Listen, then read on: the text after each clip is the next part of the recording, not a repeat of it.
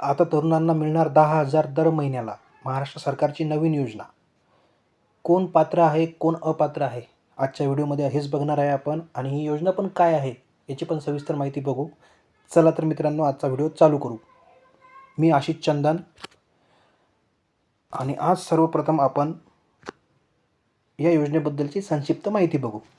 या योजनेचं उद्दिष्ट काय आहे बघा.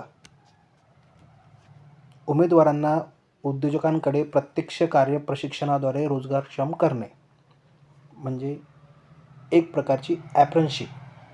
तुम्हाला ते प्रशिक्षण देतील आणि तुम्हाला रोजगारक्षम बनवतील, म्हणजे जेणेकरून तुम्ही दुसऱ्या कंपनीकडे कोणाकडे काम करू शकणार. ठीक आहे. आर्थिक तरतूद काय केलेली आहे महाराष्ट्र सरकारने या योजनेबद्दल बघा. 5,500 कोटी रुपये 5,500 कोटी रुपयाचा निधी उपलब्ध करून देण्यात आलेला आहे. त्यानंतर बघा, या योजनेचं स्वरूप काय असणार आहे. स्वरूप म्हणजे बघा, उद्योजकांना त्यांच्या उद्योगासाठी आवश्यक असणारे मनुष्यबळ कार्य प्रशिक्षणाद्वारे उपलब्ध करून देण्यात येईल. म्हणजेच काय, आपल्या इथं असलेल्या मोठ्या मोठ्या कंपन्या किंवा छोट्या कंपन्या यांना लागणार जे स्किल लेबर लागतात, जे कामगार लागतात, त्यांना प्रशिक्षण देऊन तसे स्किल लेबर तयार करणे या योजनेचं उद्दिष्ट आहे. ठीक आहे, चला समोर जाऊ. या योजनेची अंमलबजावणी कोण करणार आहे तर बघा, कौशल्य विकास रोजगार उद्योजकता आयुक्तालय महाराष्ट्र राज्य हे याची अंमलबजावणी करणार आहेत. चला समोर.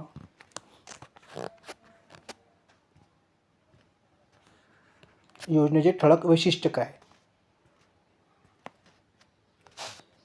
12वी ITI पदविका पदव्युत्तर शैक्षणिक पात्रता धारण केलेले रोजगार इच्छुक उमेदवार rozgar.mahaswayam.government.in या वेबसाईटवर ऑनलाईन नोंदणी करू शकतील. हे काही कामाचं नाही आहे. आपल्याला कामाचं काय आहे बघा. हां, पात्रता दिलेली आहे कंपनीवाल्यांकरिता, हे पण आपल्या कामाचे नाही. आता उमेदवारांची पात्रता हे आपल्या कामाचं आहे बघा. सर्वात पहिले तर हा 18 वर्ष ते 35 वर्षापर्यंत वय असलेला महाराष्ट्राचा रहिवासी पाहिजे. ठीक आहे. दुसरी काय पात्रता दिलेली आहे, उमेदवाराची किमान शैक्षणिक पात्रता 12वी पास किंवा ITI किंवा पदविका किंवा पदवीधर किंवा पदव्युत्तर असाव्या. म्हणजे 12वी पास पाहिजे कमीत कमी आणि तिकडे MA झालेला पाहिजे, म्हणजे पोस्ट ग्रॅज्युएट पाहिजे. ह्यासाठी पात्रता आहे. त्यानंतर बघा, महाराष्ट्राचा आदिवासी पाहिजे, म्हणजे महाराष्ट्राचा रहिवासी पाहिजे. त्याच्यानंतर त्याच्याकडे आधार कार्ड पाहिजे, त्याच्याकडे बँक खातं पाहिजे, आधारसोबत लिंक असलेलं पाहिजे ते पण. आणि त्यानंतर बघा, उमेदवाराने कौशल्य रोजगार उद्योजकता व नाविन्यता विभागाच्या, हे महाराष्ट्र सरकारची वेबसाईट आहे कौशल्य विभागाची, rozgar.mahaswayam.government.in याच्यावर त्याला रजिस्ट्रेशन केलेलं असावं. ठीक आहे, चला. आणि आता यांनी इथे दिलेलं आहे, काय दिलेलं आहे,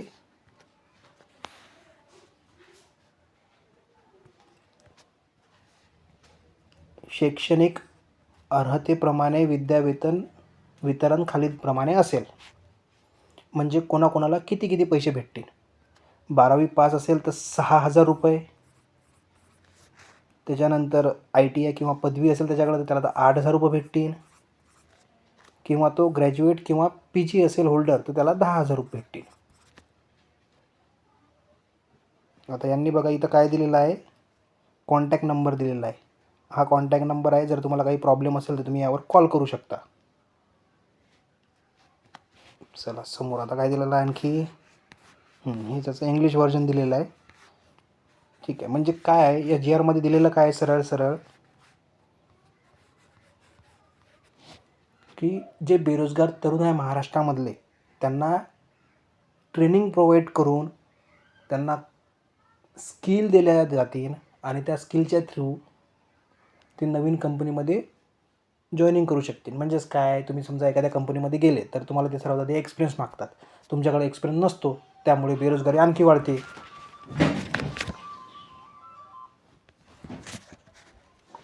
म्हणून ही एक स्किल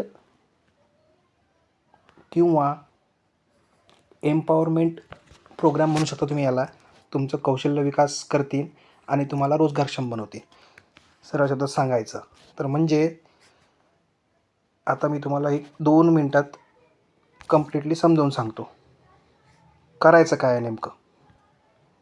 जे विद्यार्थी इंटरेस्टेड असतील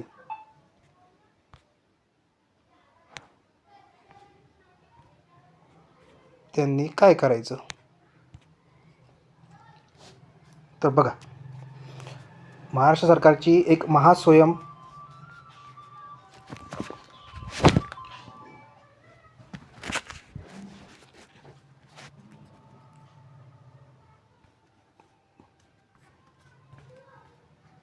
पेन का चालत नाही. महाराष्ट्र सरकारची एक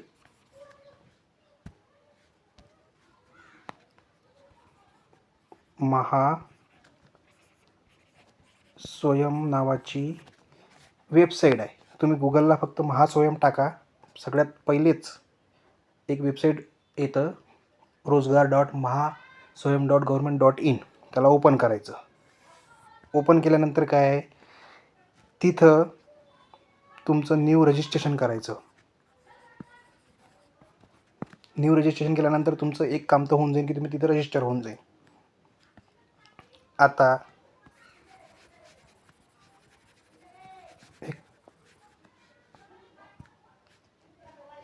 काम कशी करणार आहे योजना. हे समजा कंपनी आहे,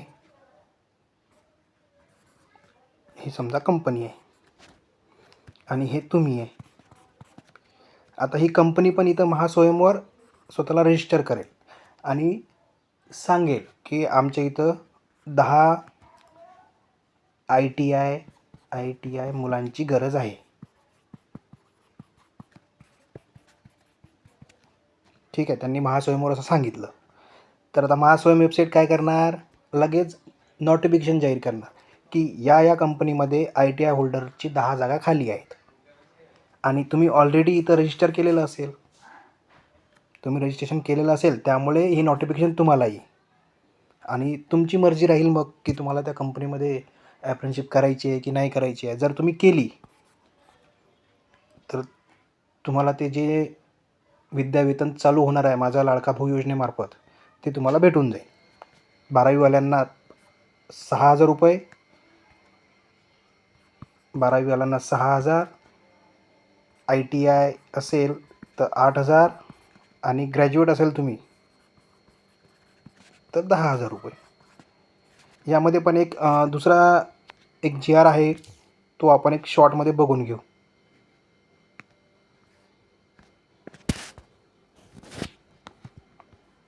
हा आहे मेन GR. यामध्ये मी तुम्हाला फक्त एक दाखवतो की स्वरूप हे मी तुम्हाला सांगितलेलं आहे की कंपनी रजिस्ट्रेशन करेल, कॅन्डिडेट पण रजिस्ट्रेशन करणार आहे आणि मग तुमचं हे बघा 12वी ITI पदवी,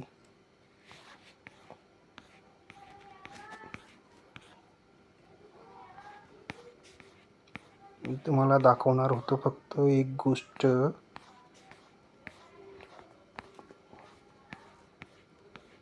ठीक आहे, मी तुम्हाला सरळ समजावून सांगतो की त्या GR मध्ये असं बतलेलं होतं,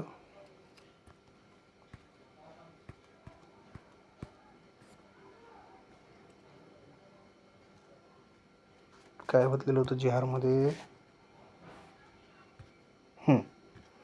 GR मध्ये त्यांनी असं बतलेलं होतं की जर एखादा कॅन्डिडेट अप्रेंटिसशिपसाठी रुजू होतो आणि तो महिन्याला जर 10 दिवसापेक्षा 10 दिवसपेक्षा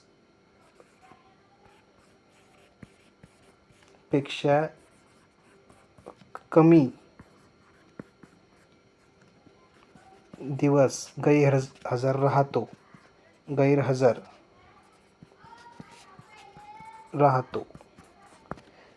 तर त्याला जे विद्यावेतन आहे ते पूर्ण भेटेल. पण तो जर का 10 दिवसापेक्षा